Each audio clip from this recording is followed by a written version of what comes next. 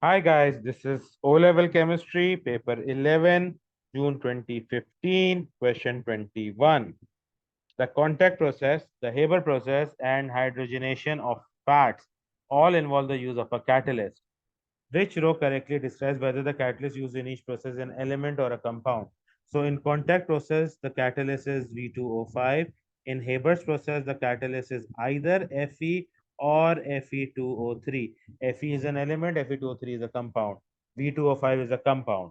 And hydrogenation of fats includes nickel as a catalyst. So this would be an element. So for contact process, we have got compound as the answer, eliminating option C and D. In the case of Haber's process, compound and element both are correct. So both options cannot be eliminated. So moving on to hydrogenation of fats, we have nickel, which is an element present. So the element being the correct answer eliminates option A. Therefore, the correct option for this question is option B.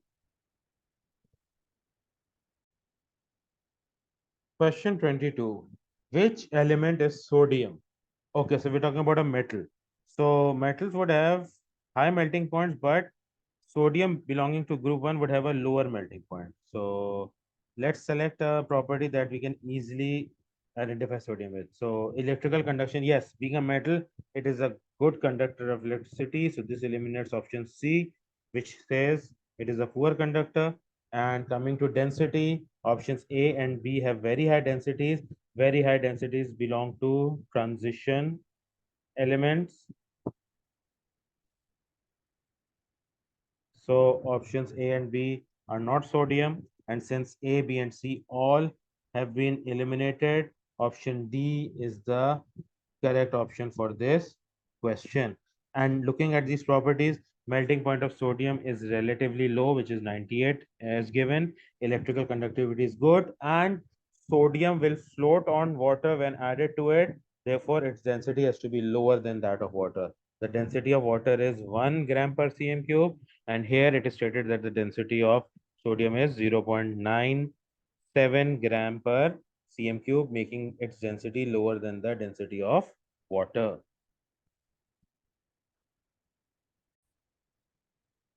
Question 23. A non-metal element forms oxide of the type XO2 and XO3. What is X? Aluminum is a metal. It is eliminated. Carbon. Carbon forms CO and CO2, not CO3 as an oxide. Carbonate ions are part of an ionic lattice, but as an oxide, only carbon monoxide and carbon dioxide exist.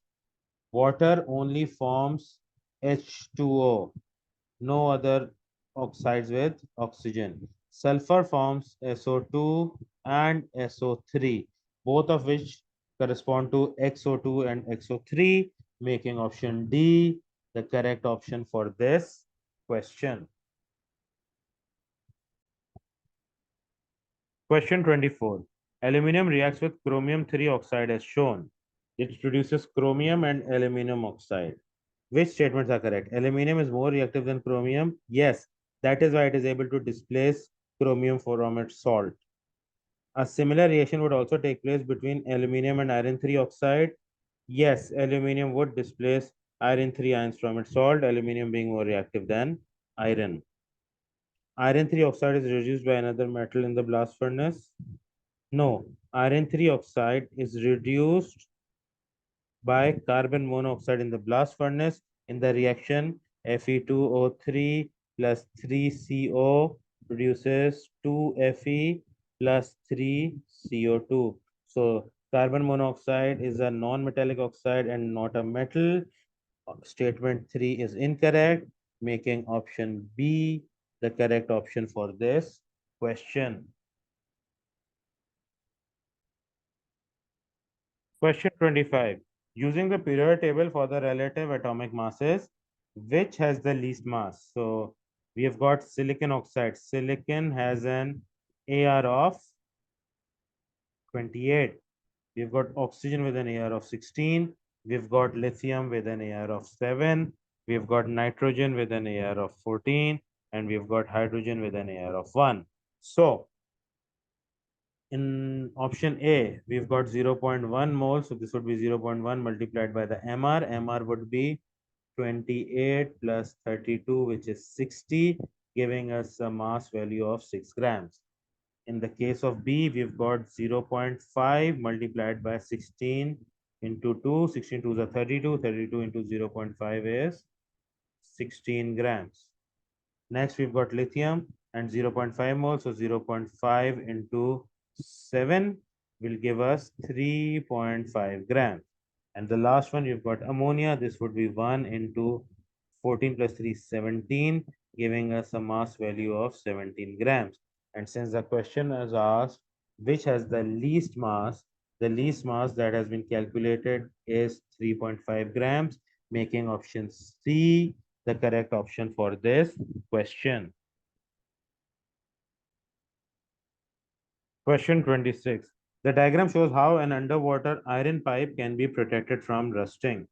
So we have placed metal Z in it, and the iron pipe is present between water. Okay. Metal Z can be dash because it is dash reactive than iron. So in order to protect iron, it needs to be more reactive. So a more reactive metal.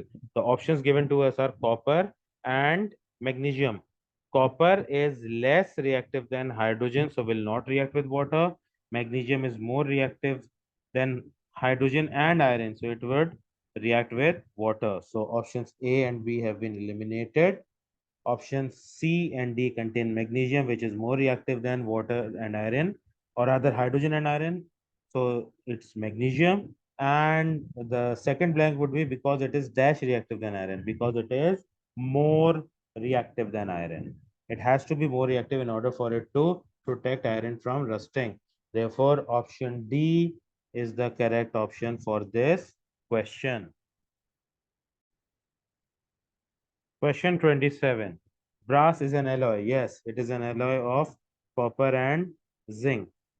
Which statement about brass is correct? It contains a sea of electrons. Yes, it is a metal. It contains positive and negative ions which are free to move. It contains positive ions, but it does not contain negative ions. It is a compound of a metal and a non-metal. It is not a compound, it is a mixture of two metals. It is a compound of two or more metals. No, it is not a compound, it is a mixture of two metals. Therefore, option A is the correct option for this question. Question 28. Which item is made from mild steel? A car body? Yes, because it rusts. So we know it is made of uh, an iron material, and mild steel is alloy of iron. A container to store gas in a chemical plant? No. A scalpel for use in an operating theater? This has to be made of stainless steel because rust should not enter the body. A set of cutlery? Again, it should not rust. So should not be made of mild steel. So car body is the only correct option here, making option A the correct option for this question. Question 29. The table shows the composition of exhaust gases from an internal combustion engine. We've got the maximum percentage of a gas Y. We've got carbon dioxide, we've got water vapor, we've got carbon monoxide, we've got hydrocarbons, we've got nitrogen oxide, and we've got a very small quantity of sulfur dioxide. Okay, what is gas X? Ammonia. Ammonia is not produced in an internal combustion engine.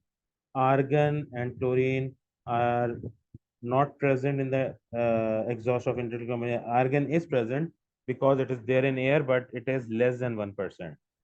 So, and nitrogen, 78% of air contains nitrogen. Some of it is used to make oxides of nitrogen. So, 71% is the percentage remaining in the exhaust. So, option D is the correct option for this question.